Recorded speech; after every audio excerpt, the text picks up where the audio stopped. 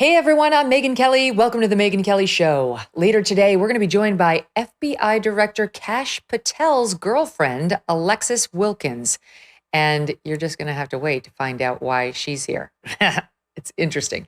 Okay, but we begin with Walter Kirn. And boy, do we have a lot to get to, including a report that President Trump is considering giving Sean Diddy Combs a pardon. Is that true? Plus, what the Sydney Sweeney American Eagle ad campaign tells us about this larger cultural moment. I got thoughts. Joining me now, Walter Kirn, editor-at-large of the newspaper County Highway. Don't miss a moment. Subscribe to this show on YouTube and follow me on Insta, Facebook, and X. A lot of people worry about the online platforms and which one to trust for your general online news source, right? They don't know. Most of them are left and you can't trust them. Some are right, but you don't want to be manipulated against righties who hate Trump, for example. And this is where Ground News comes in. This is an important app you need to know about right now. Unlike other platforms amplifying or suppressing certain narratives to shape your worldview, this is an independent platform pulling in perspectives from across the political spectrum to show you the truth mainstream media will not, with more context than you will find in virtually any other place. I see your comments. I know you're worried about immigration, the economy, simply finding the truth missing from your online feeds. Well, Ground News is here to help. Right now, you can get 40% off their Vantage plan. That's $5 a month when you go to groundnews.com/Megyn. That's GROUND news.com/Megyn. Ground News helps you think freely and hold the powerful accountable. Walter, welcome back. Great to see you. Great to be back. Okay, so the Sydney Sweeney thing to me is interesting on a number of levels. And just for the people who haven't seen the story, it's everywhere, but she's an American actress. She's beautiful. She's blonde. She's got blue eyes and white skin. And she's in this American Eagle ad for their jeans. And the tagline is Sydney Sweeney has good genes. And now the left is completely freaked out over it, saying that this is about eugenics and white supremacy. I'm going to show the audience just some of the reaction because these nutcases, people need to know what they're sounding like. Here's a montage we put together, SOT 23. Did American Eagle just run an ad for eugenics? Praising Sydney Sweeney for her great genes in the context of her white, blonde hair, blue eye appearance. It is one of the loudest and most obvious racialized dog whistles we've seen and heard in a while. Should we be surprised that a company whose name is literally American Eagle is making fascist propaganda like this? Probably not, but it's still really shocking. Like, a blonde-haired, blue-eyed white woman is talking about her good genes. Like, that is Nazi propaganda. And you put out an ad, a white, blonde, blue-eyed, Hitler's wet dream talking about how much she loves her genetics. It would still be fucking weird. But then you add the fact that the nation is on its last fucking leg promoting this Christian nationalism, white supremacist, fascist, bigot bullshit alongside a leader that has explicitly stressed the importance of being gene rich as opposed to gene natural, which falls alongside a lot of the same things that fucking Hitler promoted back in Nazi Germany. And it's not too hard to see that this shit is Nazi propaganda. No ifs, ands, and motherfucking buts. It's literally eugenics. Walter, here's a little quiz for you. See if you can get this right. What one common thing do you notice among all of those women? That they're less attractive than Sydney Sweeney. There we go. I mean, literally everyone on Earth is, but these women are particularly, we might say, genetically challenged. Yes. Well, what's funny about good genes is that when I first saw the ad, I thought it was a joke about her, two most prominent assets, Same, yes. The idea that it was about her skin or her blue eyes. I'm sorry, as a red-blooded American male, it's not her blue eyes or her skin that I first see when I look at that picture. I was just in Times Square, Megyn, just the other day, and there is a huge video billboard in Times Square, a full motion video billboard in which she's lying on maybe a bed. She's lying on the ground and she's blowing kisses down at the crowds in the audience. And I saw as many people of all sorts of races looking up at her, wishing that they were in that room with her. As you know, I can tell you, it cut across all lines. Yes. So to me, it's very interesting. I mean, it's predictable that this is where the left went with it. But I think that this ad is resonating for a number of reasons. Yes, of course, she's gorgeous. And just like all models, people will happily pay to look at that. Like there are American Eagle accurately deduced, they would pay her because people would want to look at her and that they would be drawn to their product if they saw this beautiful woman wearing it. They were absolutely right. But I think there's a couple things happening here. Yes, of course, it does say hotness is back. And that's an important moment in 2025. We were sick of ugliness being in. Didn't Justin Timberlake say that once? Sexy was back. Why didn't they get on him? You know, then it went out again. We've been suffering with the elevation of objectively homely people in our modeling ads and our fitness ads for years now, and we're over it. We miss attractive people. That's it. Like we're sick of trying to pretend that these objectively unattractive people are the new beauty standard. They're not. No one ever took to it. They tried to cancel Jordan Peterson for saying things like that.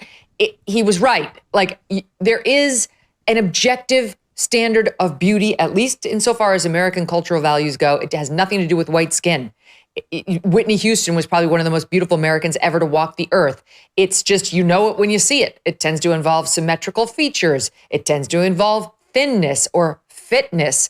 It tends to involve, in many cases, they say wide set eyes, larger lips, thin nose. There's all sorts of things that people are naturally attracted to. You can have it if you're black. You can have it if you're white, brown, whatever. But here's what I wanted to say. This is the piece that no one's saying, and I think we should say it because it's real and there's nothing wrong with it. We're sick and fucking tired of the nonsense where you are not allowed to ever celebrate someone who is white and blonde and blue-eyed. That we have to walk into a room apologetic for those things, or we have for the past 5 years. And in a way, this ad is the final declaration that we're done doing that shit. It doesn't mean we're better, but you know what? We're no worse than any other race or any other hair color or eye color. And we're fucking sick of being told that we are by having all of our representation, to use the left's terms, removed from television shows and movies and historical plot lines that involve people who do look like us, but suddenly we've been deemed too offensive to remain white, like Anne Boleyn, who needed to be changed into a black woman in order to appeal to people's cultural sensitivities. Or, you know, stupid stuff like, oh, they had to change Hermione Granger in the play version of Harry Potter into a black girl because something's offensive, I guess, about the redheaded white girl. We're done with that bullshit. And by the way, that was bullshit anyway, because you don't get representation for other races by erasing the white people and the roles that they've filled and replacing them with people of color. You create new roles, create new stories, and put black people and Hispanic people and Asian people and all the people in the starring roles there and create new art with that. The answer was never to go back and start scrubbing Peter Pan to make Tinkerbell something other than a white girl with yellow hair, which is another one that they touched and are trying to do. Or Snow White now has to be Latina instead of a white woman with black hair. We're sick of the bullshit. It's okay to say a white woman with blonde hair and blue eyes is gorgeous with great genes. Period. Marilyn Monroe would agree.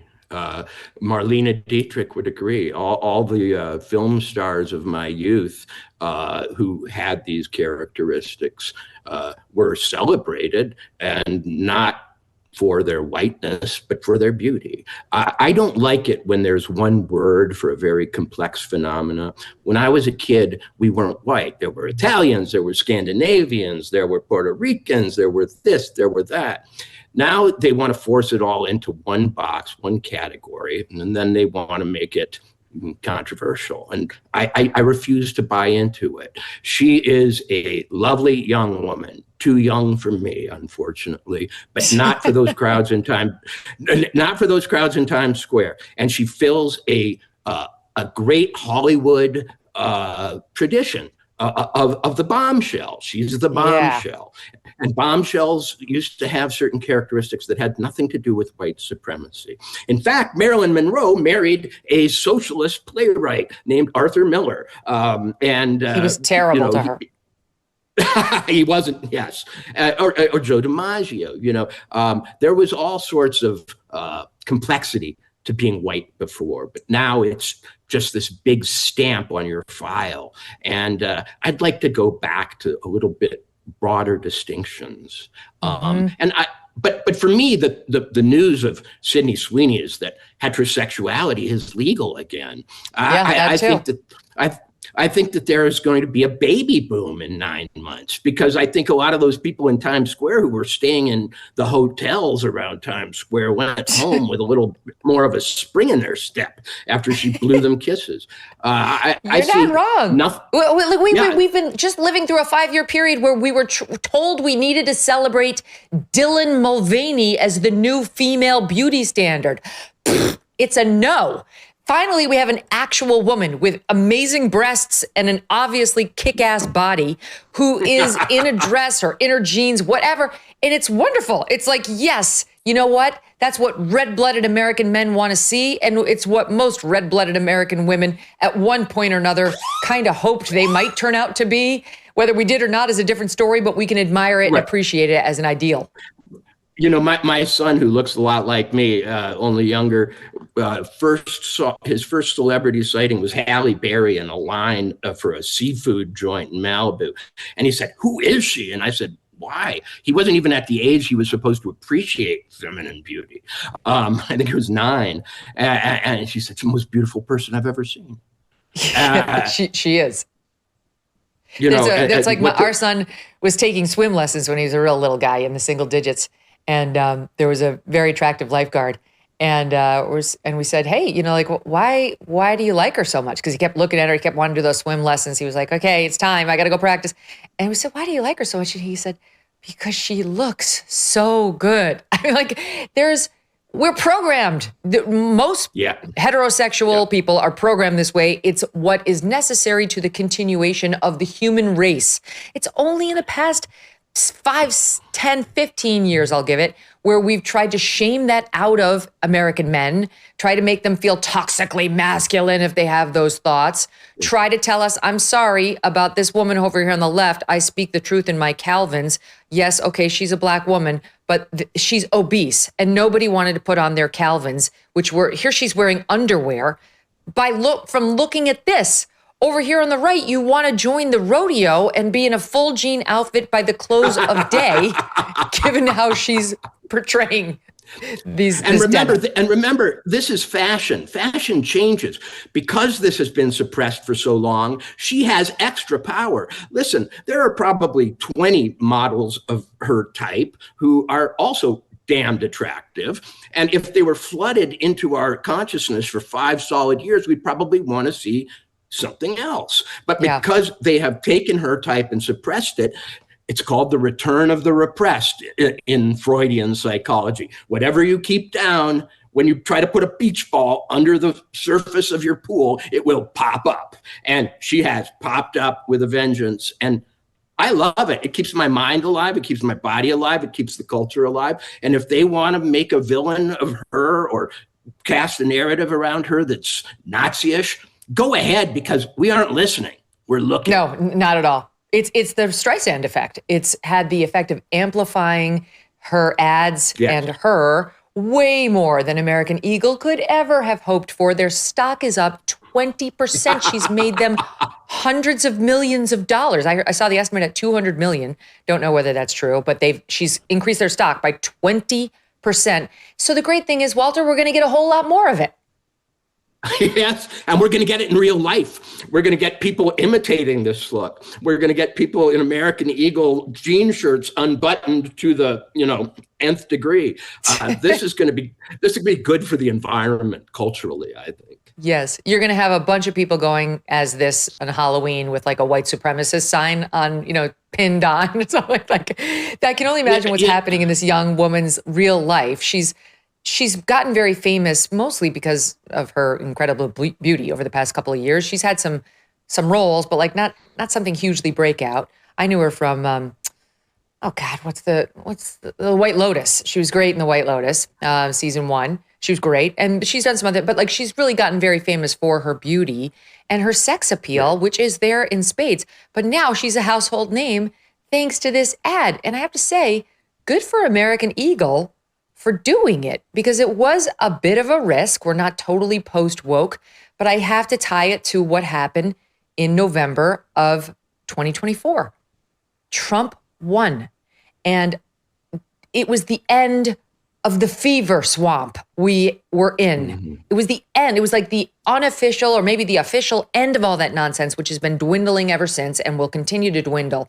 But it was the American people in part saying, we're done with that bullshit. We're not doing it anymore. And in some ways, it too was the return of people being attractive. The magazine cover on New York Magazine, they tried to shame the MAGA Republicans. And it was all these young beauties, all these gorgeous young women and gorgeous young men, like leaning into looking good and dressing well and celebrating their youth and their virality.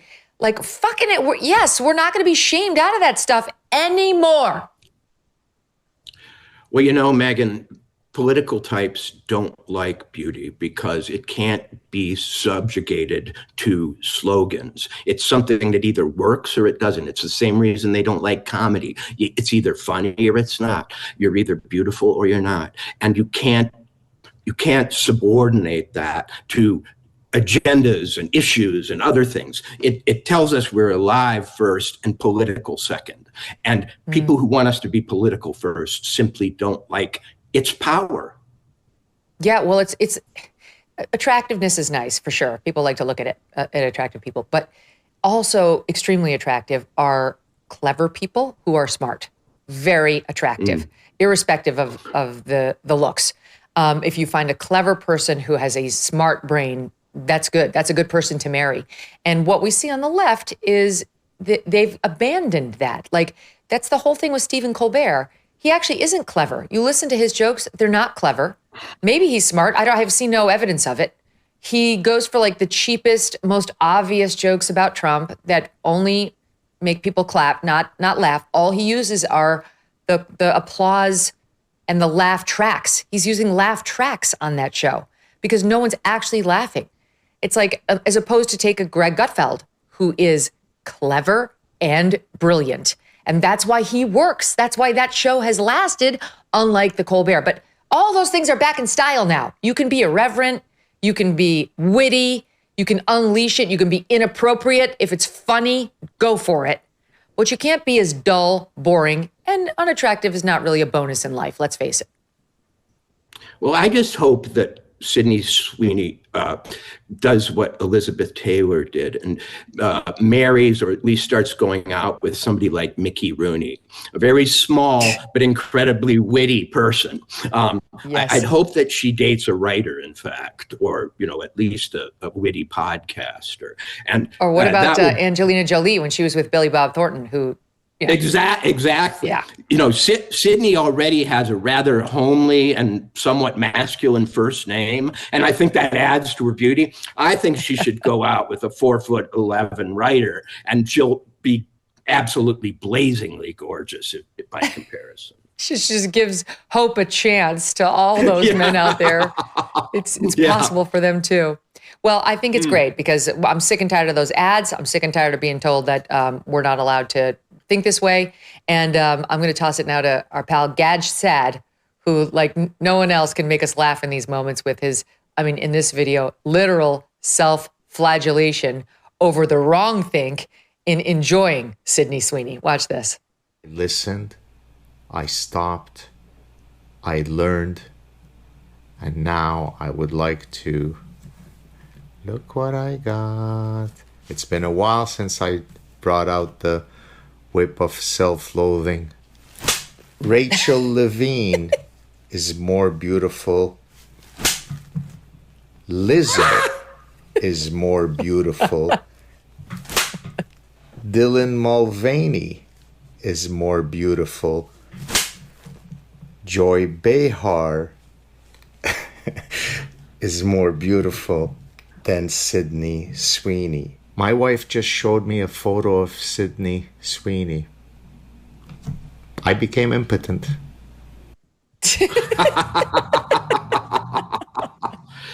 Man, he really takes a whack at himself. You can't fake that snap of the right? whip.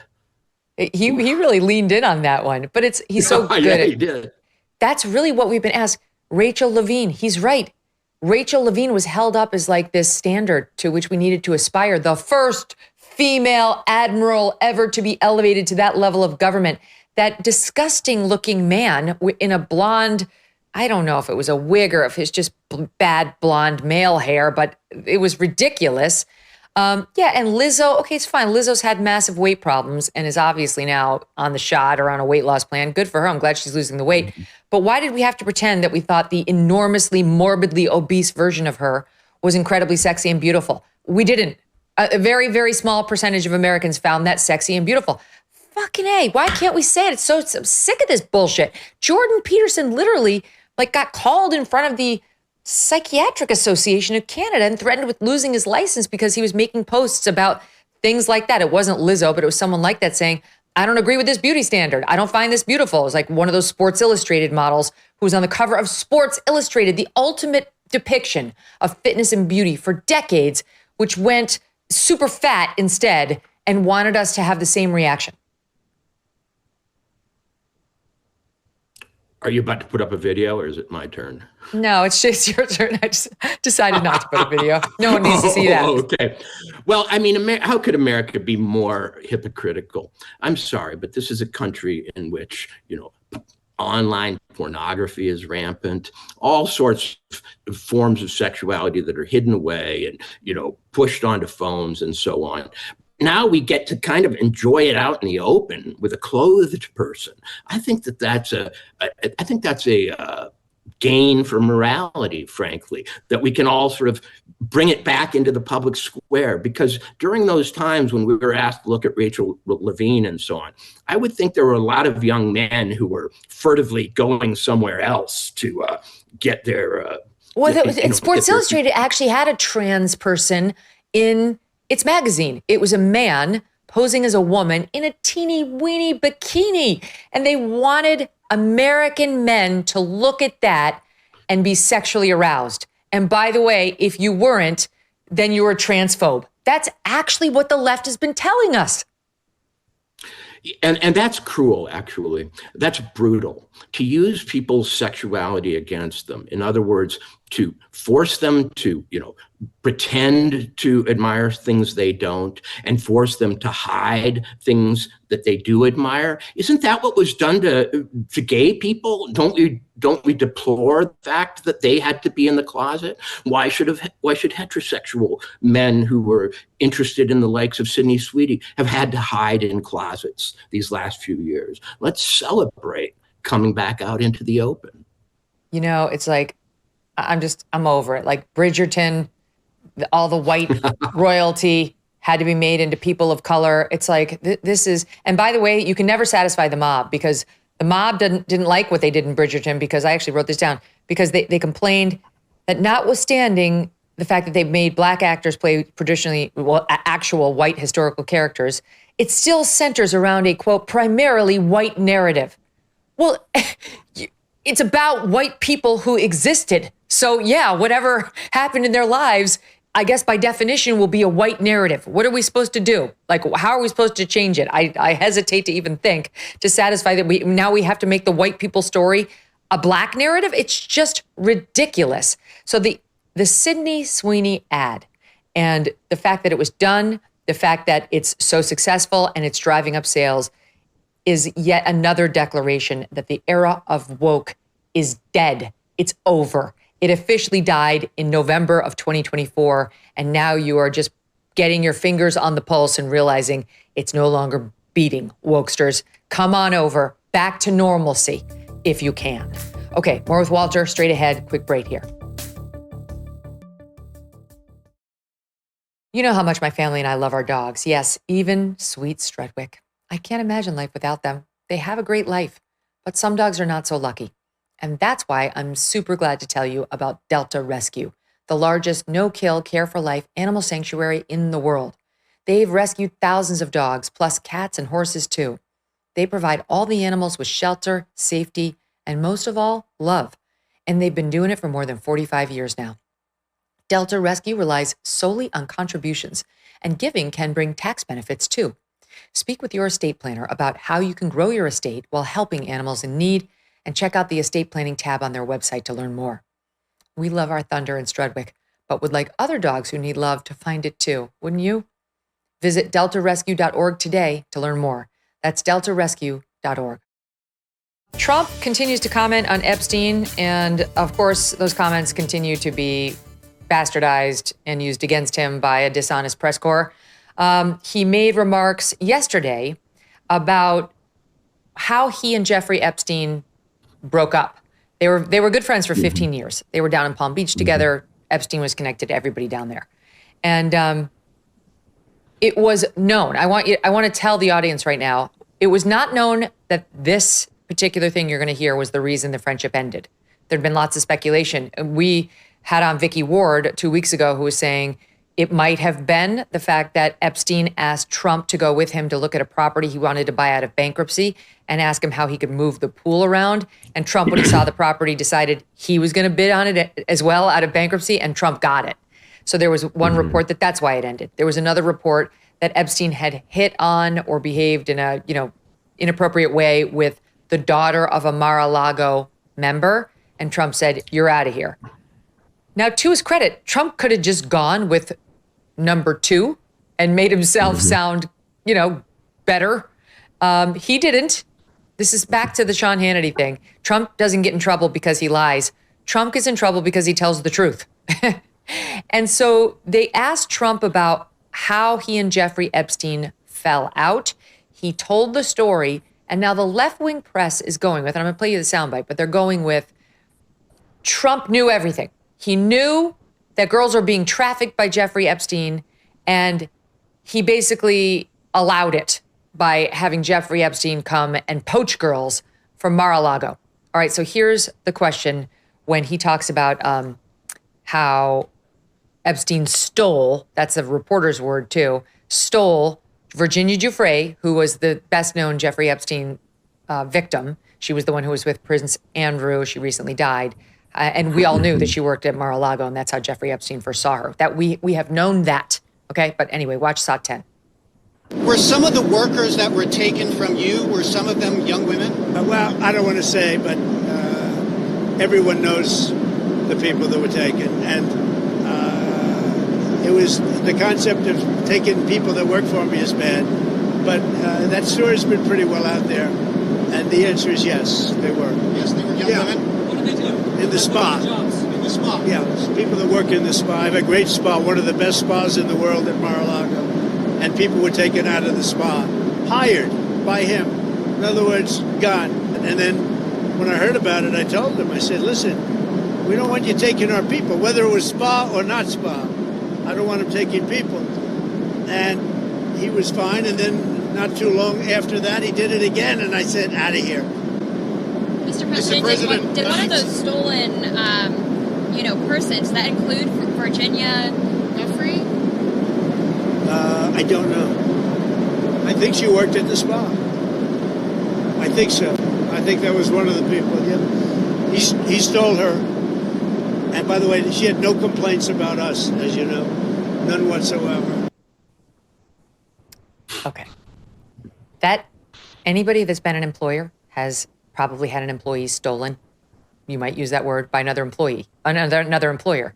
Somebody comes along, they like your employee, they offer your employee more money or better work, conditions, et cetera, a better job, and they leave and they say, oh, they stole that person from me.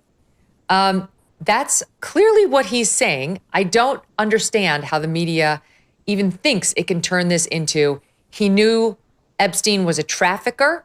He knew he stole Virginia Giuffre and trafficked her and said nothing about it until a second girl got stolen from Trump. And that was the straw that broke the camel's back. That seems to be what they're going with, Walter. What do you make of it? Well, Trump gets in trouble because he tells the truth, but he also gets out of trouble because he tells the truth. The truth is often a little, jarring or unexpected when you first hear it, but it tends to last longer.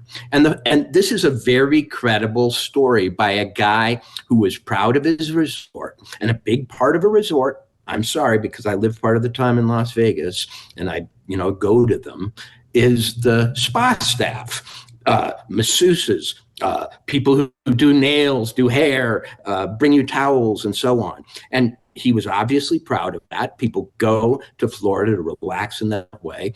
And the honesty here is kind of refreshing. He didn't like his business being degraded by this interloper. That's where Trump's values are, I'm afraid. Yep. He wants to have a great resort, and he felt that Jeffrey Epstein was making it a less great resort. Now, turning that and using the verb stole to sort of latch it on to the subject of trafficking is flat dishonesty and, the worst kind of torturing the language. But I believe him. This does not sound like a cover-up artist, this guy. This sounds like a guy who's kind of committed to telling the truth, even when it's sort of odd and gives insights into his values that maybe other people wouldn't share. He wants the damn best spa and the damn best resort, and Jeffrey Epstein was screwing with that, and that was the problem. Well, it has the ring of truth. Let me give you, so there's tons of headlines on this now. They're trying to make this a huge deal. We knew that Virginia Giuffre worked at Mar-a-Lago. This is not this is not new news. This was old news. And she's on the record as having said she had a great time there. In fact, we'll just play it. We pulled it. This is Virginia Giuffre on CBS Morning in 2020. Listen to Sat 11. Virginia, how did you meet her and what was her pitch to you? I'm working at Mar-a-Lago. Loving it. I'm working in the spa area. I was reading about anatomy and massage, and that's when Ghislaine came up to me and said, "Oh my God, you're reading a book about massage." And, long story short, she told me that she knew of a man who was looking for a traveling masseuse. And if he liked me, then I would get educated and I would become a real massage therapist. So yeah, it was dream of a lifetime until I got there, and the abuse was immediate. She just could smell the vulnerability on the person. Okay. So that's Virginia Giuffre saying at Mar-a-Lago, she loved working in the spa. Everything was on the up and up. And then she got lured away to go work for Epstein by Ghislaine Maxwell, and things went downhill from there. You've got headlines like this from The Independent. Trump says Epstein stole underage victim Virginia Giuffre from his Mar-a-Lago spa, leading to feud. Forbes, Trump says Epstein stole Virginia Giuffre from his employment. The Bulwark, Sam Stein, he stole her, a jaw-dropping thing to say. I just can't get over it. Was she Trump's property? And you can keep going. But listen to this. This guy from emptywheel.net does a long deep dive on it and says the following, okay? He says, if Donald Trump learned what happened to Giuffre and warned Epstein never to recruit sex slaves at Mar-a-Lago again, it would mean he was aware of what happened to Giuffre, aware years before law enforcement first started investigating Epstein. It would mean he learned Epstein was trafficking girls, which that New York Magazine quote sure seems to reflect, where he said he likes young girls, Epstein likes young girls. And rather than do something to make Epstein stop, Trump just told him not to do it at Mar-a-Lago. That's what this guy gleaned from, she worked in the spa, he stole my employee, and I said, you better not do that again. And then he did, so I ended the friendship. What in the actual? Yeah, this is dishonest. It's not going to play. It is shocking to me as a journalist to see headlines and, first paragraphs of stories tortured from this very, I got to say, innocent statement by him. The last thing you read started with the biggest small word in the English language, if. Well, we can spin out ifs forever, but the truth is everybody knows what poaching an employee means. Everybody knows that Donald Trump at this point did not have the ability to call down a helicopter and have Jeffrey Epstein swept away to a tropical prison. What was he supposed to do? Was he supposed to put out an APB on this guy and say, he's taking masseuses and... and where's the evidence he knew that they were being trafficked? You're really missing a critical piece of proof there. That was the if. That was the if. I mean, as a lawyer, this must be so frustrating to you, because I'm sure you've seen various ways in which insinuations and, dubious claims are grown from simple statements. But this is dishonest. And to see the press doing this over and over really reminds me of the Russiagate thing, in which small pieces of not even evidence, but of language and other artifacts can be amassed to tell a story that is completely untrue. We don't know all the things there are to know about Jeffrey Epstein, and we're hoping that we hear more. But at this point, this kind of conclusion is almost libelous. Yeah, absolutely right. There's absolutely no evidence that Trump knew. This guy tries to spin it based on that one Trump comment from years ago where he's like, oh, he loves women, and some say he even likes them young. That is not the same as he's a pedo sex trafficker of underage girls, okay? It's your people over on Team Blue who knew that he had pleaded guilty to an act of prostitution with a minor, which, by the way, is not a thing. That's statutory rape. Minors cannot prostitute themselves. Right. Anyway, and still showed up at his mansion to try to glad hand with him. All the left-wing press that went to kiss the ring. It wasn't Donald Trump. He was out of Epstein's life long before all that. Anyway, it's just ridiculous. Let me keep going. Ghislaine Maxwell is now talking to the DOJ. It's actually kind of annoying. She spoke with the DOJ. She allegedly gave some names. They gave her limited immunity, meaning we won't use anything you say in this conversation against you. But now Comer over in the House has issued her a letter saying, we want you to come over here, and also a subpoena and give testimony on Epstein. And her lawyer wrote back, okay, thanks. Any testimony she provides could compromise her constitutional rights and so on. And she's still got an appeal pending. Accordingly, our initial reaction was that she would invoke her Fifth Amendment rights and decline to testify. However, after further reflection, we'll find a way to cooperate if the following things happen. First of all, she can't risk further criminal exposure without formal immunity. So we've got to have formal immunity for this discussion. But we also require the committee's questions in advance. This woman's a convicted sex trafficker and sex abuser herself. She's sitting in there like she's some queen bee now.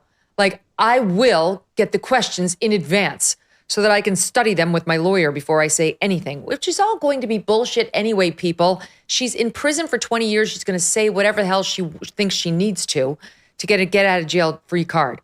They request that any appearance be scheduled only after resolution of her Supreme Court petition. Of course, if Ms. Maxwell were to receive clemency, she would be willing and eager to testify openly and honestly in public before Congress.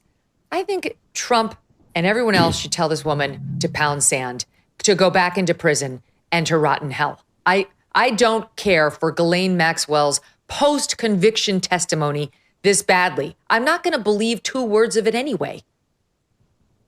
Well, but here's the problem. We've started a mania in this country. Want to know everything about Epstein. Well, who knows more than she? Even if she lies, it's a response to this great hunger and this appetite that has been stimulated. She's seeing her moment of advantage. And I mean, if I was sitting in jail, I'd be trying to drive as favorable a bargain as I could too. Just because she is a scumbag, if a woman can be a scumbag. I mean, our fascination with this is going to lead us down some pretty dark alleys. And the problem is it's always the guilty who know the most about the crime. And pushing her back into her box or her cell down in Florida, instead of giving her a field trip to Washington or however it was going to be done, does satisfy a desire for justice. But now we've got this desire for details, and maybe they're in conflict. We're not going to get anything from those grand jury transcripts. The judges have already said no. And by the way, it hit today that what was in those grand jury proceedings against Epstein and then Maxwell, Epstein in 19, and then Maxwell more recently, is just 2 law enforcement officers, which is typical, saying what they alleged. That's really not all that juicy. That would be the bare minimum of what they needed to say in order to get the indictment. So we're not really pursuing any real avenues right now of disclosure, because Ghislaine Maxwell's testimony, even if they get it, is not trustworthy. It just isn't, not at this point in the game. And the grand jury has always been a red herring. So that's where we are on Epstein, for better or for worse. But while we're on the subject of possible pardons, we have to talk about Diddy. When I first saw Peter Doocy ask Trump about this, it was like a month ago, 2 months ago, I'm like, I couldn't have been 2 months because he wasn't found guilty yet. But I'm like, why is he asking him about a pardon? Why would he be asking Trump this? This was on May 30th. Does that make sense?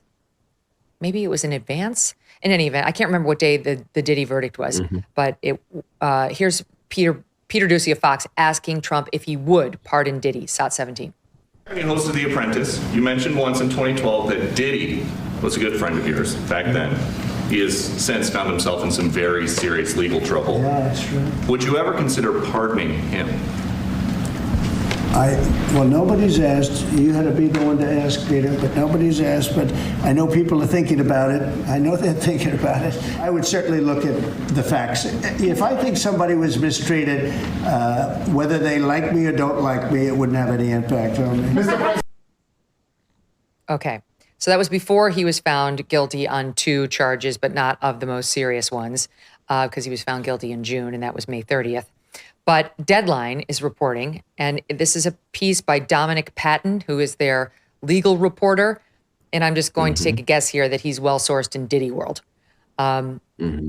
He's reporting in a piece dated yesterday, Trump now, quote, this is in quotes, seriously considering pardon for Sean Combs ahead of sentencing. White House officially says nothing. So, and in this piece, when you want to figure out who their sources are, you always look at who do they say so-and-so denied comment? Because that's usually the source.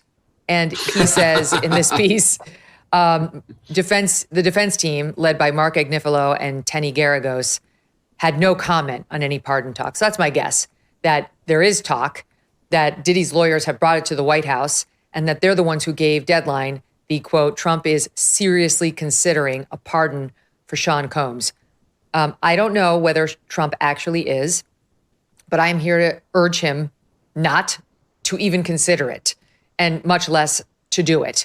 It would be an absolute disaster. It would be a miscarriage of justice. He doesn't deserve it. Okay, first of all, just to put it in terms Trump can understand, Diddy can't stand you, Mr. President. He was once nice to you, he's turned on you, and he doesn't deserve a favor from you, who he worked actively to stop in 2020. Here's a clip from Charlemagne on his show going over some of that. Watch.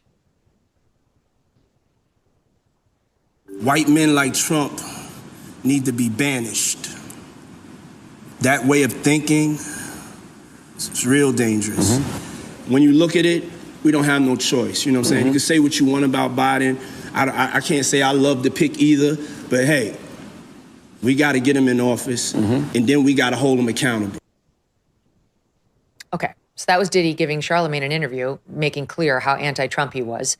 And on top of that, and more importantly, he is a serial woman abuser, the likes of which we haven't seen in modern America, at least not on the public stage in this way. He is a repeated serial abuser. He beat those women to a pulp and didn't even deny it. He didn't deny it. They admitted expressly domestic abuse over and over and over again, something the judge used against them when they pled for bail, when they said, please let him stay out on bail pending sentencing. So he doesn't deserve any sort of a pardon. He got away with all of that. He's only being sentenced when he gets sentenced on these minor crimes of basically engaging in prostitution and transporting people for the purpose of it. So he got away with the most serious crimes. And so two things. Number one, what's Trump in trouble over when it comes to Epstein? He's in trouble because he is making it look like, to the MAGA base, he's part of the elite cabal that covers for other members of the elite cabal. And they don't like that. They elected Trump because he promised not to be one of them, but to like bust up them, those groups, and work with the people against them. So this would not help, not at all. And there are a lot of people like Viva Frei, who comes on the show as a legal commentator a lot, who already thinks the whole Diddy trial was just a show trial, so that, you know, he could be found guilty on a couple of minor things. But the real meat of the Diddy case, which is how many other people were being provided access to young women and others and drugs at these parties of note, you know, like famous celebrities, and somehow that's been kept up. So like there's already people thinking that there's a cover up here. Trump pardoning Diddy will create another Epstein for him. It would be a nightmare. And last and certainly not least, the GOP is already struggling with female voters, and they're not all lefties. There are young conservative women who aren't in love with Trump or MAGA. There are. And this will not help. It's very clear. We all saw the videotape of him beating the hell out of Cassandra Ventura. Yeah. But there was so much more testimony about the other women he repeatedly beat all the way up to when he was arrested. He doesn't deserve any of Trump's mercy. Your thoughts on it, Walter? I find him personally loathsome. And the idea that he would be walking free with this pass from the President of the United States is abhorrent to me. You're absolutely right, though. It looks like Trump is in some la-la land of special rules for rich and famous people if he does this. And it could not be a worse message from a supposedly populist president who cares about Main Street, where when you beat someone on camera, you end up in jail getting kicked around by the other guys. Number two, there is reason to believe that both Epstein and Diddy may have something in common, which is that someone was protecting them all along, that in some fashion they were connected to intelligence, to law enforcement, that they had cover within elite circles. This would show us that perhaps that's very true and that they continue to have it. And we can't, as a society, go forward believing that there are two standards of law for celebrities and regular people. It's one thing to know that, you know, the rich have all these other advantages. But we're in a country right now where, on the left at least, there is a lot of bubbling anger over oligarchy and all these other things. And it may be sort of whipped up or it may not be. It may be genuine or it may be a political tactic. But you are playing into their hands, and you're just playing into the hands of the devil, as far as I'm concerned, if you let these people walk free. The least among us, the most powerless, all these kids who go to Hollywood and want to make it and are wide-eyed and maybe not, you know, as bright as they could be or as well educated, fall into the clutches of these people. And I say this as someone who's lived in Hollywood, who's worked in the movie industry, and these guys are predators, and there's 100 like him, maybe not as prolific, not as rich, maybe not as, you know, connected. And we've got to put a stop to this business. That's right. He got away with it. He wasn't even found guilty on the worst charges against him, the sex trafficking, the RICO, which brought up in a sort of backdoor way all the stuff he'd been doing to women serially for the past 20 years. He got away with it. He was only found guilty on these two minor charges. Let him at least serve the time on those. And in both cases, in Epstein, you had a man who was a friend of Trump's for some period of time, who went on to become one of, if not the most prolific sex trafficker of all time, who got away with it too. He got a sweetheart deal in 2008. And then when he finally got arrested in 2019, he, quote, killed himself or was allowed to kill himself or was murdered, but he did not have to answer in a courtroom ever in any meaningful way to his victims and what he did to those young women.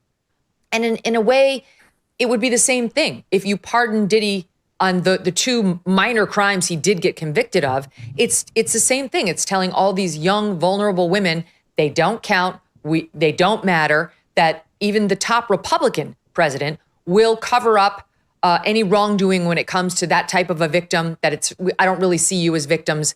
And in fact, I'm going to bend over backwards to help this guy who's a serial abuser of women. It just cannot happen. Again, I have faith in Trump.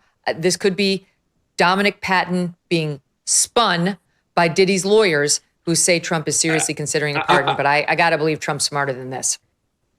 I get a strong feeling that this defense team is doing what a defense team does and floating something that, in the hopes of making it a reality, in the hopes of forcing someone's hand, or I don't know.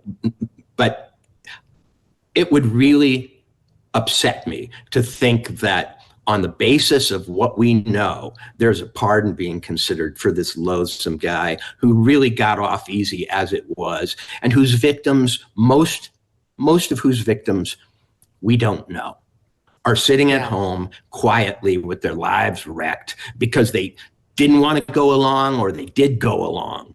And we can't make an example of this type, then we can't make an example of any type. Yeah, he already got a slap on the wrist. Now, you can't take away the slap on the wrist. Like, that is not the solution to this problem. Okay, the New York City shooter, who was born in Hawaii, who was a high school football player, and who drove cross country from Las Vegas, Nevada, where he was a security guard at a casino, to Midtown Manhattan on Monday and opened fire. We're learning more about this guy. Now, we knew yesterday when we came to air that he had left a suicide note saying he has CTE and he wants his brain studied, and you can't take on the NFL. He never played in the NFL. He played high school football only, as far as we know. And now his high school football coach is on record as saying, as far as I know, he only had one ankle injury when he worked for us. There was not like some series of concussions, which you typically see in a CTE case. To me, it seems clear this guy just had your garden variety mental breakdown, which is not unusual, especially among like around 25-year-old men or so. He was right around there. I think he was 26 or 7. And he had that kind of a meltdown. I think he blamed CTE. He said he drank antifreeze like a Pittsburgh Steeler had done years earlier, and took his own life by gun. But now it comes out, Walter. So it's controversial. We knew it was going to be controversial, the fact that he had a concealed carry permit out in Nevada, because we were told even the night of the shooting by former NYPD on Fox, the guy had two interactions with law enforcement that resulted in mental health referrals. They knew this the night of the shooting, so it was obviously on record. And yet still he had a concealed carry permit. And that shouldn't be under the law in Nevada. And now we find out, the New York Post reporting today, that he successfully applied for a gun permit in 2022. He held on to the permit after he told the Las Vegas authorities that he was having suicidal thoughts. Moreover, he notified the cops sometime after that he got the permit, that he was suffering from a mental health crisis. Now, they say suicidal ideations are not enough to revoke a permit, but there was another report I saw that said he said to law enforcement, "I think I'm a danger to myself and others," which, my God. And then he had another mental health contact in Las Vegas in 2024. He was placed and held on a psychiatric hold in 2022 and 2024, according to CNN. Here it is. They say in 2022, Las Vegas police encountered him on the streets where he observed, the cop did, behavior that made him believe that this guy might be a threat to himself or others. Cops took him to a hospital where he was put on a psychiatric hold for an unknown period of time. And there were no details on what happened to him in 2024, but it sounds like pretty much the same thing. So here's my point in all this, Walter. Yes, we need to figure out how we're not revoking the gun permits of people who are themselves saying that they're dangerous. But the bigger point is it shouldn't have been up to him. He should have been put in that institution, and he should have been held there. He should still be in there. He shouldn't be dead. Those people in the Midtown Manhattan building should not be dead. We should have taken away his civil liberties and protected those of the innocent Americans who are likely to get hurt by this guy. And the only reason that we don't do that anymore is because the leftist ACLU, actually ACLU, and types that support it, have spent the past 50 years getting rid of institutionalization as a possibility for the deeply disturbed. They think it's inhumane. They think it's an affront to their civil liberties, even though the Supreme Court has held if they are a danger to themselves or others, you can institutionalize them. You can do involuntary civil commitment. But slowly but surely, the left has been getting rid of the facilities and the beds available for that kind of confinement because they're against it ideologically. And truly at its core, that's why those people died in that building on Monday. Your thoughts? Well, Megyn, I have an unpopular stance about these shootings, which is that they are now used in so many political and narrative ways to advance different agendas that I am suspicious of the whole phenomena. In other words, we're getting a real lot of information about his psychiatric state. And that's very important for those who find that to be their top issue. But we're not getting a lot of information about the possibility that he wasn't crazy, that the people he ended up killing, which turned out to be two formidable businesswomen, were maybe not the random victims of violence. In other words, we're 2 days into this, and I was in New York when it happened. I was in Midtown. We're 2 days into this, and we've already got a storyline, and we've got morals, and we've got policy ideas, and so on. Of course, you're right. There's no reason why someone with these sort of encounters with the law and this kind of a psychiatric history should have a gun. But in some ways, the people who want to take away guns are served by this because they're saying, listen, Americans are crazy and they have easy access to guns. Rather than dealing with the psychiatric issues, let's just take the guns away. So it serves them. They never want to deal with the psychiatric part. They don't want to deal with it. They want to believe that that's impossible to deal with.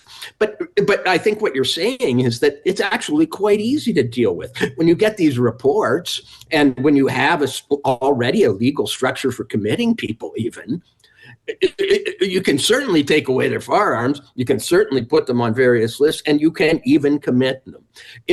But as I say, the anti-gun people would rather that not happen because they'd rather we see America as this horrible free-for-all from which we must remove guns. And other people would point out America is this generally law-abiding place from which we should remove crazy people.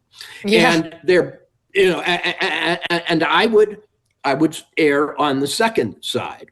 At the same time, we then have the sticky wicket of had Biden been reelected and it was his decision to define who was crazy, he might have added something called white supremacy or the tendency toward extremism and maybe even used your social media to determine that. So we have to be very careful about what our values are. And I think it is common sense to start with separating crazy people and firearms. But even that is really being allowed by the people you would think would want to see less violence. And so I hope we can restore some common sense, but I also hope we can stop governing by mass shooting in this country, because it seems like the moral of every mass shooting, once we find the note, once we find the bottle of pills in the car and the other clues, or with Luigi, it was other, kinds of manifestos and beliefs. And with the trans shooting in Nashville, it was whole other things. Like, let's get a fix on what we want to do as a society and not be thrown pillar to post by acts of violence, because that encourages acts of violence. When people realize that they can drive the national conversation by shooting someone, that's very appealing to these guys. Mm-hmm. That's why we never say the name of the mass shooters on the show, and I haven't done that in 15 years. I heartily agree with that policy, I'll tell you.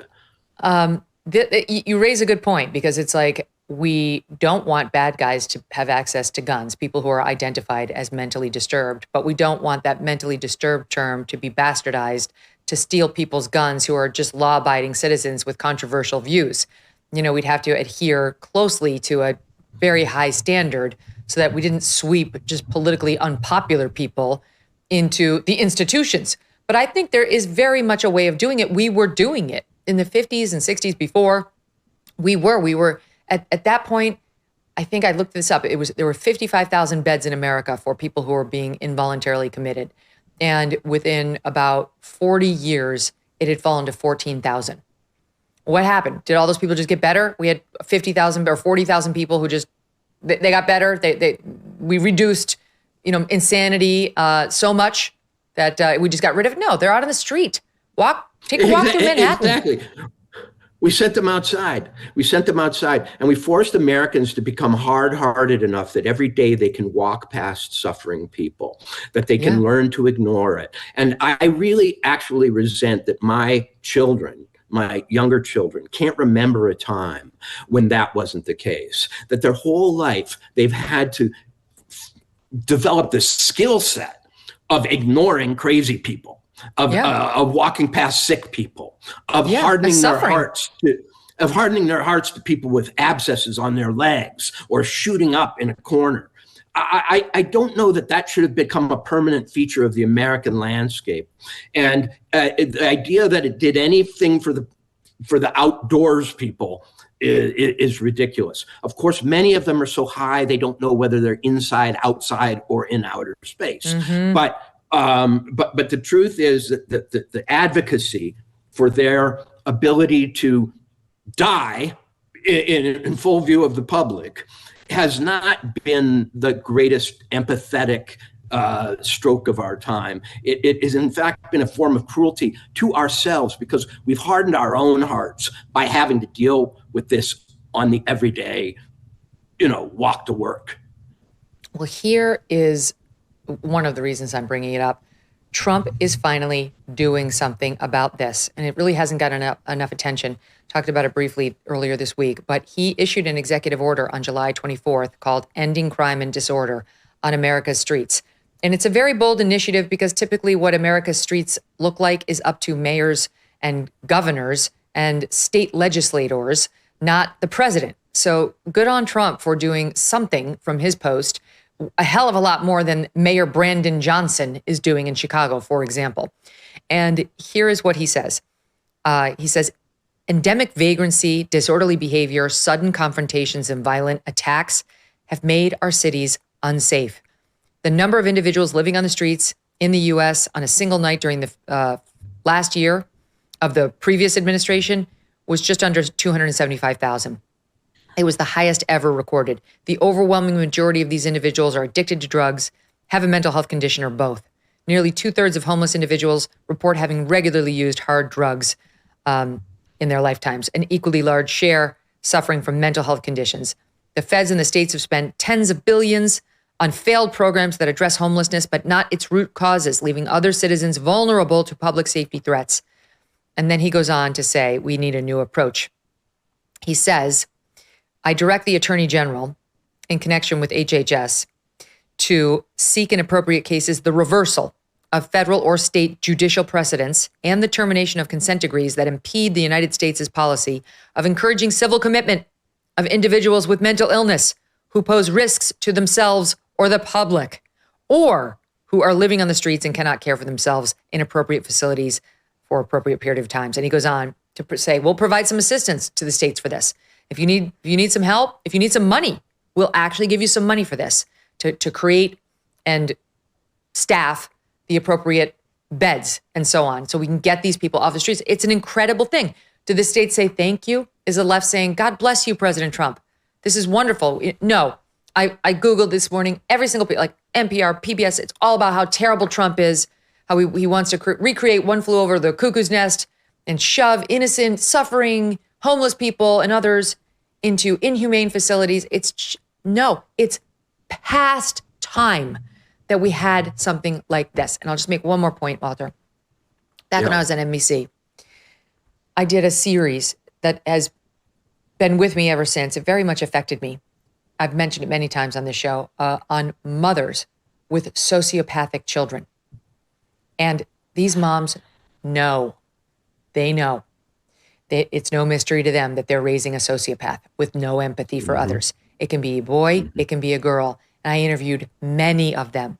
And these poor families, they're at their wits' end because they don't have a facility that will take their kid. They know they're raising the next school shooter or mass shooter.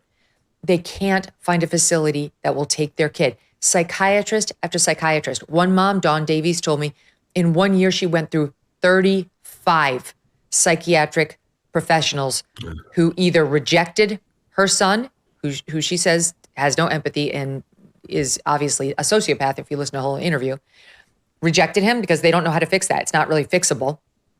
Or said, well, okay, maybe we can take on one piece of his many disorders like his OCD, but really no help. And then all these other mothers who said, there's no place to which I can send my child. The only solution is for him to get incarcerated. We need him to break the law so he can go to prison, which is not what these moms want. Here's just a little sampling of a couple of those exchanges. Watch this. There's a member of your group with whom we spoke who has a, I think, 15-year-old girl who she admitted killed the family cat, strangled the family dog, attacked her mother with a knife, and said she had a plan to kill her and the whole family, put poison oak in the mother's shower wash, which she knew the mother was deathly allergic to. And she's had to live with her too. It's not unlike domestic abuse, domestic violence, where you're sentenced, in your case, however, to stay with the abuser. It's my assertion that it is legally mandated domestic violence. When you look at your child, when you look at him, I assume you feel love, and what else? Fear. I'm afraid that one morning I'll wake up and one of my children will not be alive. He's repeatedly threatened my husband. I'm afraid that one day I'll get a call and he will be the next school shooter. It's possible. He'll be. I hope and pray that it's not. I'm trying everything I can to protect everyone around me, but there's a chance. So it's beyond time for us to create facilities like this and to pay for them and to protect everyone else's civil liberties and prioritize those over the civil liberties of the next school shooter or the next homeless maniac who's going to take somebody's life or try to on a subway, or mentally disturbed person who has access to guns and has identified himself to law enforcement as a threat. Well, Megyn, I agree with you. I'm a reporter and a novelist, meaning that I deal in real life. And I live in a small town where it's very hard to hide the human condition. And this situation that you reported on is quite common, I'm afraid. And there is nowhere to go. You have a child. Well, it's not really a child, maybe a 14-year-old boy or girl. They're, full size. They may be stronger than the parent. They have access to all kinds of things nowadays, from drugs to weapons and so on. And they're a threat to their family. What do? We don't want to do the hard thing in society generally. Sometimes we put up a principle. Oh, we're going to give them, their own free reign, and in the name of civil liberties, we'll let them, live in their car or stalk around outside, or not be subjected to any sort of discipline or confinement if they act in an antisocial way. Well, that's a wonderful thing to do if, unlike these people, you don't have to live with consequences. We have to start doing the hard things. We have to start, I hate to say it, hardening our hearts just a little bit so that we can get over the hump to do the necessary jobs of a civilization, which is stay civilized. And if that means the building of new facilities, the hiring of new staff, the promulgation of new programs and codes and standards so that we can keep this within the boundaries that we consider civilized, then we have to do that. And all our airy ideas about, what's right in some best of all possible worlds can go out the window, because this is a urgent crisis. Mental health, drugs, autism, which also can be in a sort of spectrum that can lead to this kind of behavior. And we know that is on the rise for whatever reason. And so unless we start buckling down, my mom was a critical care nurse. She saw the worst human situations, and an ER nurse every night, violence, accidents, just bad, dumb luck.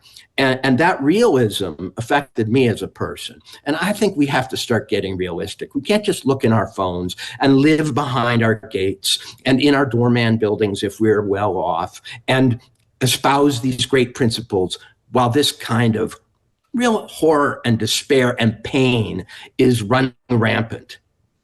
I totally agree. It's like we too often say, it's free country, big country, and I know all that and I agree with all that, but there actually is something we can be doing, and it has nothing to do with guns, because a deranged madman will find a different weapon.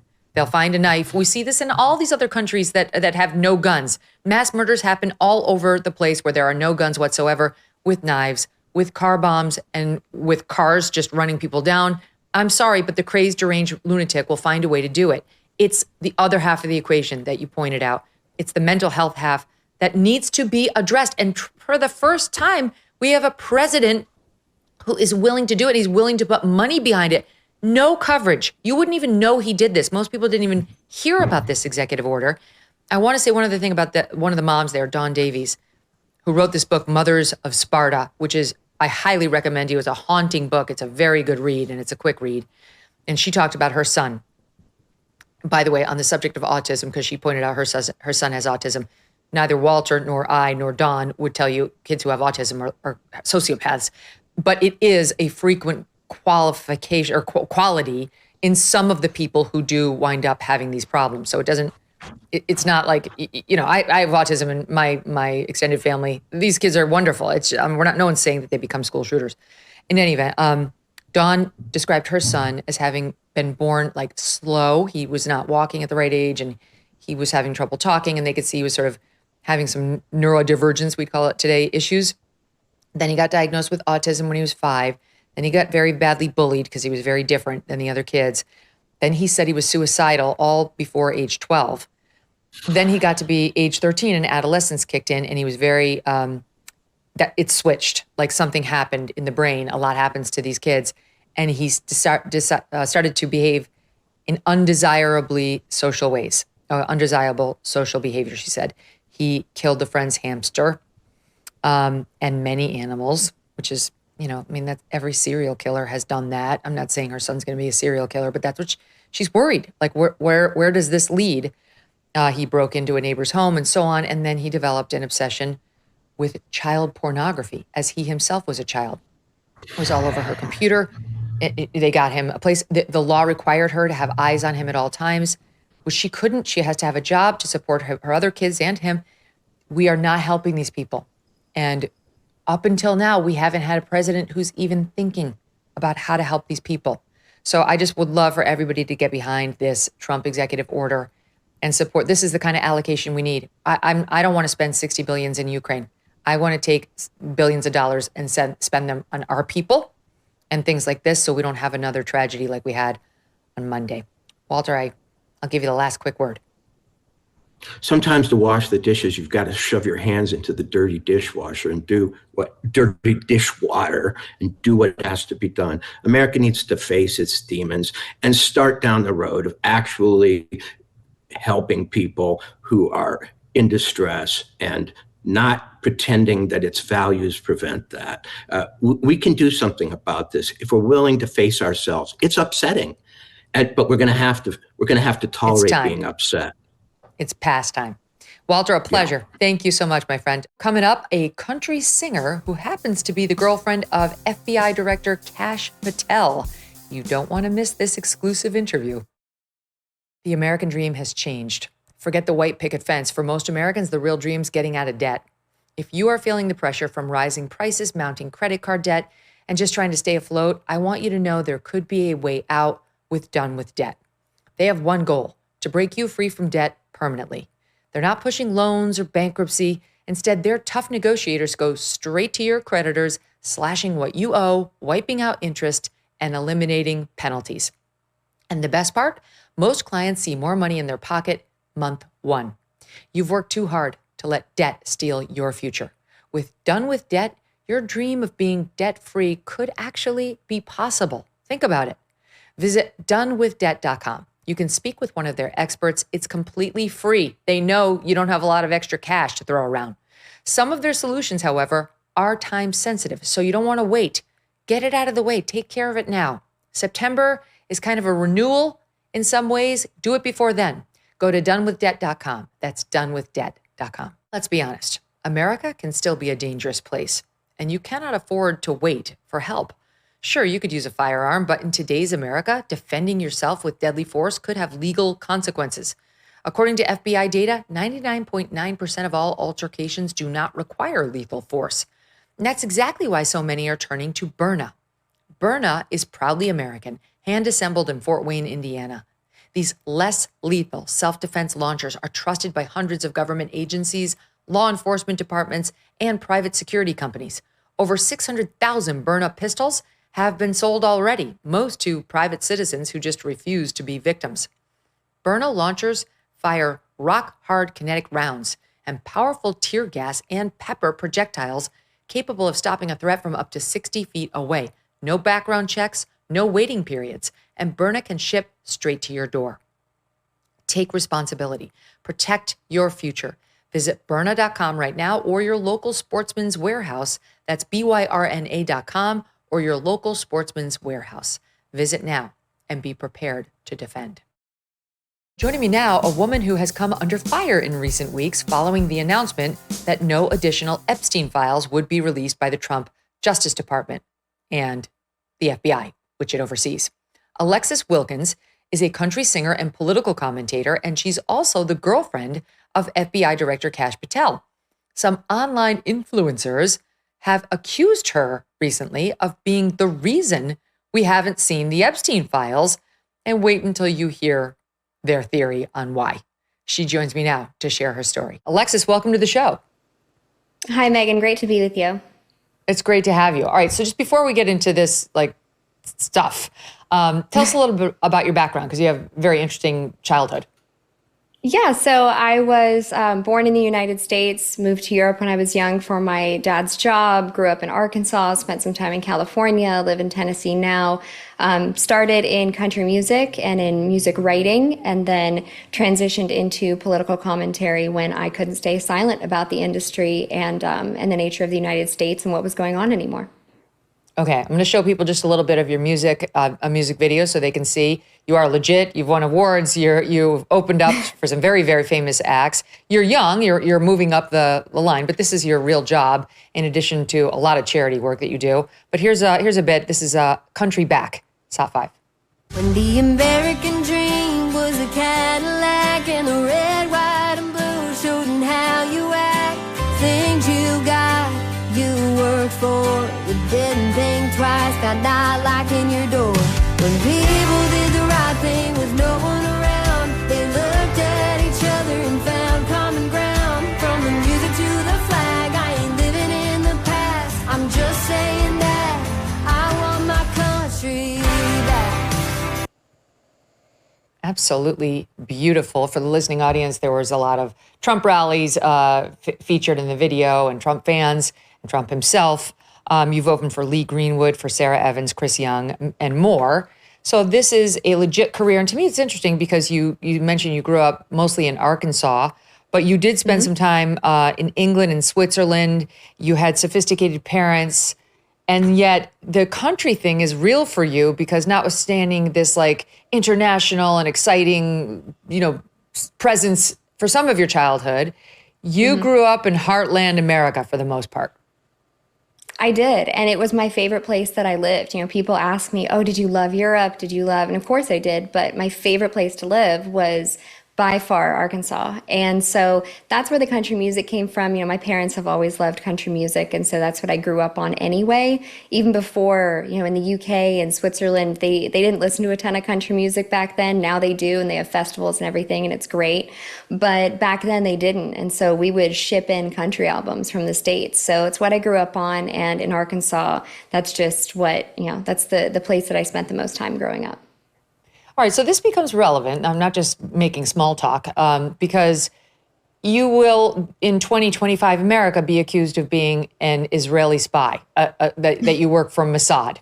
And near as I can tell, this is only because you're dating Kash Patel. That's probably it, to be honest. But I guess if we have to go to a second criterion, it would be that you've done work with PragerU, with our friend Dennis Prager, who is totally brilliant. And that institution has produced a lot of conservatives who are all over the internet. I think you might be the first of being accused of being an Israeli spy just because you've done a stint with PragerU. But do you think I have the entirety of the evidence, quote, against you spelled out here?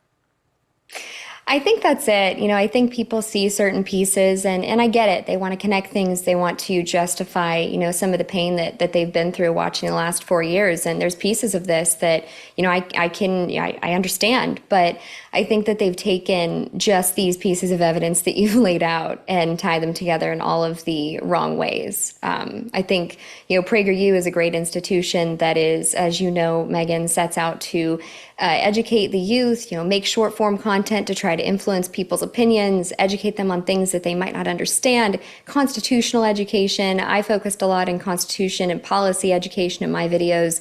All of this was to speak out about my experience in college and try to tell the youth that they don't have to bend the knee to the left woke institution and make content that would be of good service to the youth, as I decided that I couldn't stay silent anymore. So seeing these things twisted is not only very confusing, very out of left field for me, but also incredibly disheartening. Okay, so among others who have come out of PragerU is Candace Owens.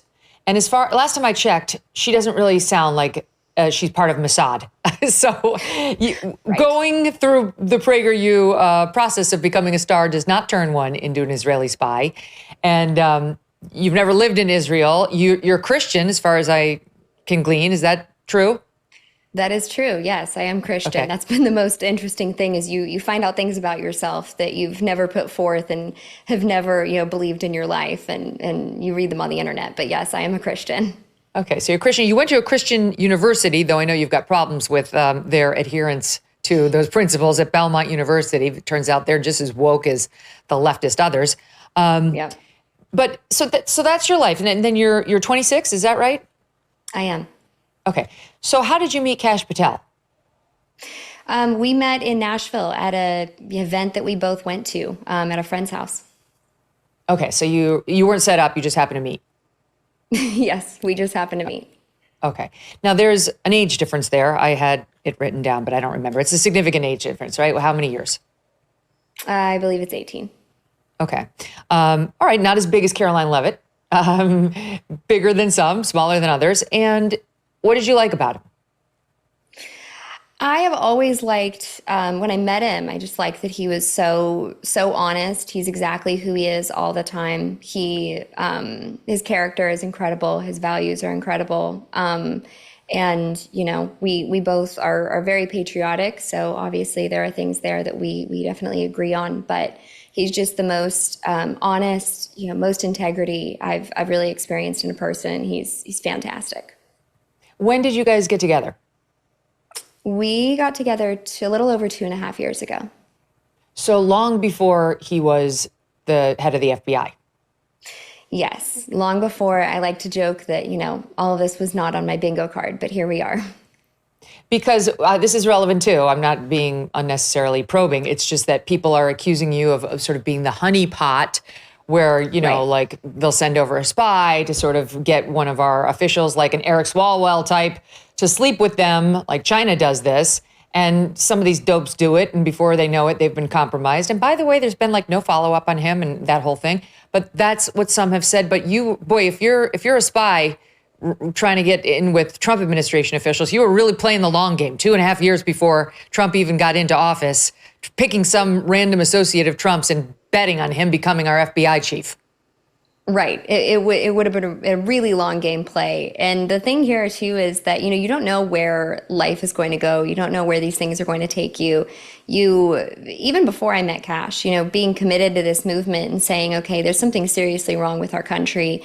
And there's sacrifices in music that I'm being asked to make. And there's sacrifices in college that I'm being asked to make. You know, people that want you to donate to certain super PACs in order to get on certain tours. It's egregious, the things that you run into, and you either go, okay, I'm either going to be a part of this or I'm going to speak against it. And my values led me to speak against it. And so to live my life very publicly, honestly. I mean, my social media goes back, you know, far enough to tell that I have a long history of this, of speaking about American values and making sure that people know exactly where I'm coming from. You know, I've worked with veterans organizations for a long time. These are the things that I've, you know, held for a long time, the beliefs I've held for long before I met him.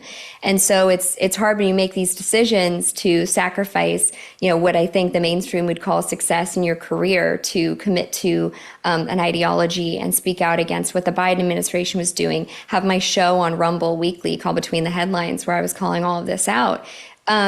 For people to act like there's not enough information out there about me to glean a real conclusion on all of this kind of vigilante research, it's bizarre to me. You know, as a pretend I'm a third person, it doesn't make any sense.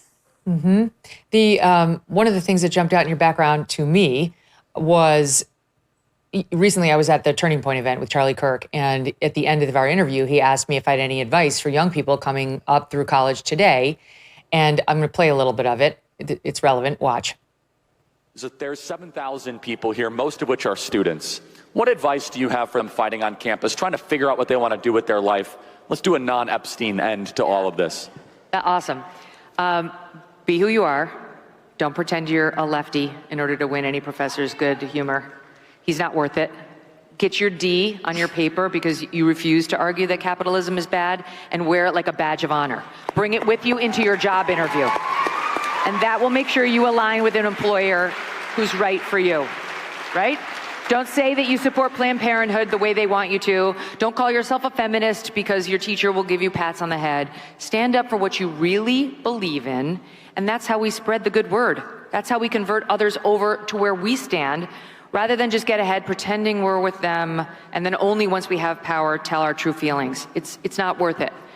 If anybody who came to me with a crappy GPA from one of these elite universities and then showed me all their papers that spoke up for conservatism and America and God, faith, I would hire them in an instant over somebody who emerged with a perfect GPA, who went along to get along. That's not a leader. That's a sheep. Don't be like that. Stand up for your beliefs now when it matters. Then I read, as I'm reading up on you at this private Christian university, Belmont, received an F in college for your conservative views. You actually went and complained to the dean because you knew this professor had it in for you. And you complained saying this is a bunch of bull. I don't deserve this F. But you preferred to get the bad grade rather than lie about how you really felt when you knew you were sitting there in a progressive professor's classroom. Yes, absolutely. I love what you said, Good Megan. That's exactly the advice that the young people need to hear. And that's what they need to do. And that's what, when I was given the F in comparative politics, I, of course, fought it to really make an example for other students that you can do this. If you want to run it up the flagpole, at least, get it to the parties where they can maybe complain, they can change, they know that they can't get away with this, all of those good things. But honestly, getting the grade was just an indication that I was exemplifying that I wasn't being indoctrinated, because it wasn't like I was arguing with everything this professor said at every point that he was saying it. It was that he knew, because of my papers, because of what I was saying, because of what I was not agreeing with. This is a comparative politics class. It's not that political, and I know that sounds funny, but you know what I mean. It's really it's really kind of cut and dry. Dictatorships are bad. This other form of government's good. It should be very simple. And this guy, as you said, just had it out for me. And so when I got the F and I knew I had to do something about it, ultimately my advice to people going forward is very similar to yours, is don't write anything that you don't agree with. Don't go forward and have those papers with your name on it that you can't stand behind. And I think that's the most vital piece of information, because we have a generation that is so vulnerable. Not as much right now because of the messaging that's coming up, but in the last 4 years, they've just sat there, been good students, been docile, and really it's about standing up for your beliefs and not compromising on them. Mm-hmm. All right, so you've got this gal who grows up for a large part in Arkansas, attracted to country music. You become a country music singer and star. You are very involved in veterans charities. You're Christian. You went to a Christian university. You stood up for yourself without doing the liberal talking points there, made a record of what they were doing to you. You get a show on Rumble. I mean, this is like, basically your next step will be Fox News correspondent in the grand scheme of life. But for some reason, the Epstein thing gets blamed on you. And there's a lot of this on the internet. There are people with millions and millions of followers in posts that have been seen millions and millions of times accusing you of being a spy for Israel, mostly Mossad spy, could be other spies. We cut just one in soundbite form, but there's so much more. Here's just a sample. Is the director of the FBI caught up in an Israeli honeypot operation? All right, here's the context. Quote, some social media users have wondered whether the FBI and the U.S. Justice Department's refusal to release the list of Jeffrey Epstein's clients could have something to do with Alexis Wilkins, the 26-year-old girlfriend of 45-year-old FBI Director Kash Patel. This is what people online are pointing to, the fact that Patel's girlfriend, Alexis Wilkins, works for PragerU, which is a media company that supposedly espouses American values, except for the fact that it is run by a former Israeli military intelligence officer. Now, I did a bunch of digging, and unfortunately, there's actually not a lot of public information to go off of in terms of Alexis Wilkins' background. She lived in England and Switzerland before settling in Fayetteville, Arkansas when she was 9. It also says that she attended College du Le Monde International School in Switzerland. Now, interestingly, ChatGPT is calling this a strange biographical gap in that she has no visible friend network or public high school college cohort interviews, which they say is unusual for a public figure in entertainment, and that if a Mossad asset were inserted early in life, these gaps would be precisely where you'd hide alternate history or handler training. Anyway, I'm not sure what's true or what's not true, but evidently these are, quote, classic elements used in honeypot operations: soft power, ideological alignment, and sexual emotional entanglement. Okay. The only piece of that I can glean that is actually true is the CEO of PragerU is actually acknowledges on her bio that she served in military intelligence with the IDF. So she, the CEO of PragerU, has an affiliation, but there's nothing like that about you. So when this started coming out, were you shocked? I mean, do you think this is really basically just that you're with Kash? I was shocked. I knew that, that Prager this is kind of something that I think people in the deep sides of the internet like to pick at, when they can't figure out what else is wrong. So some of it didn't surprise me when it first started coming up. I was like, all right, this looks like this is what they're focusing on today. But then to your point, Megyn, these posts got millions of views. And, I could list all of the ways that this hurt me and my family, but some examples are the fact that people begin harassing you. People start doxing your family. People start, accusing you, just aside from all of the other stuff that's hurtful, the fact that I've dedicated myself to this movement, to good values, to speaking to children, to doing things that I thought were good, that were in line with my values, but also the fact that it's accusing me of manipulating the person that I'm with, that I love. That's a horrible accusation. And seeing this pop off on the internet, I think the initial ones actually didn't tag me. So it was very bizarre to kind of start to see this roll in on my Twitter and it not being or my ex, and it not being a good influx of what people were talking about. It was very surprising, yes. Now, what did Kash say? Because it's easier to take the slings and arrows yourself than to see them come to your loved one. Very, very similar to what he said. I think he said something similar even when he got confirmed. You can throw whatever you want at me, but I think his example there was don't mess with the agents in the field. Don't mess with the people who have dedicated their lives to law enforcement. And it's honestly very similar. He's fine with people coming after him, printing things that make sense, don't make sense, whatever, ask him the questions. But I think when it came to me, he was very frustrated that something that was limited to the governmental side, something that he's obviously, dealing with, something that transparently, and Megyn, you know this, I don't know anything about. That's not something that he's allowed to talk about. I have no awareness besides what everyone else is seeing, probably the same questions everyone else has. And so for that to be something that came up that put me into the line of fire, he was very unhappy, to say the least. So he's been in the news a lot lately since the release of that 2-page memo, which was reportedly a joint effort between FBI and DOJ. And that's what Todd Blanche, the deputy at the DOJ, says, that there was no daylight between FBI and DOJ on it. But of course, there's been all sorts of reports, including my own reporting. And this is true, that on the Friday that this all broke, Dan Bongino did tell the administration it's either Pam Bondi or me. And the only reason he stayed is because he extracted assurances that more information would be released. But some of my audience has come back and said, whatever happened to it's her or me. No, that was true. He did say that, though he had second thoughts once the administration started to say, okay, well, we'll release some more. But I'm here to tell you there was daylight between the FBI and the DOJ on certain portions of that memo. I think that'll be proven. So how big was the cocktail that Kash needed that night? And do you think this has been tough on him? Because, this is his base too.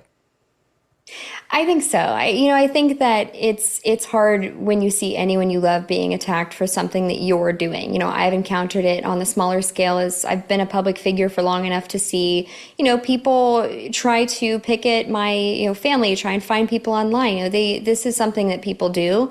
Hence, it's funny referring back to the ChatGPT investigation that was held on the SOT you played. That there aren't any interviews of my friends. Well, there aren't any interviews of my friends because I don't want the internet to attack them. I think it's pretty sensical. But no, he's dedicated to the American people as he always has been. I think that when people get into government, they don't just, snap into something else. People have the same mission that they did on the campaign trail and during the time before they were in government, which is really all I can say on that. But I think that, ultimately, it's been hard to see me come into the line of fire for something he's already dealing with. Mm-hmm. Would you like to see additional Epstein files released? You know what? If people stop calling me a spy, absolutely. Yeah, I can understand. For the record, I should ask you, are you a spy for any government? Definitely not. That is a firm no on that front. Okay. For the record, we like to ask. Most spies would not admit to it, but I think your background shows us who you are, what your beliefs are, and what your priorities have been. Well, I'm happy to have given you the chance to come on and clear your name, Alexis. I'm sorry you've had to go through this, but as you know, life as a public figure it's full of ups and downs. On the bright side, at least they care about you. So you've got that. True. No, thank you for having me. Thank you for letting me speak to this. I think that when you're in a space when you've, as I said, sacrificed other avenues to dedicate yourself to where you want to see America go, how much you care about the American people, how much you care about the history, the Constitution, all these things that I grew up just absolutely loving and finding very important. It's really nice to be able to speak on the fact that I am who I say I am and I care about the things I say I care about and hopefully just return to business as usual. Well, the whole thing is also insulting to Kash, who I don't know as well as I know some of the administration figures, but he is an extremely bright guy. He's very talented and he seems absolutely lovely. So like to just look at him and say it's impossible for him to have wound up with this young, beautiful, successful woman is insulting, and it's not true. And it's, I think, mostly generated by people who probably don't know him. So in any event, good luck to you. Absolutely. Good luck to him. We need him in that job for a nice long time. So let's thank you. Let's make sure he's happy. And thank you so much for coming on to Clear Your Name. I will do my best. Thank you so much, Megyn. I appreciate it. Lots of love. It's crazy, right? The internet's so crazy. It can take a totally innocent person and completely smear them. I mean, like, wow, they went dark on her. Why? I think it's for the reasons I just said. It's like there's some sort of bias against Kash, like somehow he couldn't be with a girl this beautiful and successful. That's kind of bullshit. And people searching for answers on Epstein, and I'm one of them. I mean, you don't have to go to the crazy place, right? You don't have to go to the crazy place. Clearly, there's something in the files that Trump doesn't want us to see. I think that's true. The lunatic left is saying it's about Trump. I completely reject that. I don't believe that for 1 second. Biden would have released it. He went after him criminally on totally trumped up charges. Why wouldn't he have brought this out? But it could be Trump's friends. It could be Trump's donors. It could be, people to whom Trump has some sort of a connection or who are leaning on him not to release anything else. I don't know what it is. I'm as puzzled by his reaction as you guys are. But let's stop bringing people's girlfriends into it and going truly cray-cray. Thanks to all of you for joining me today. Coming up tomorrow, Glenn Greenwald. We'll see you then.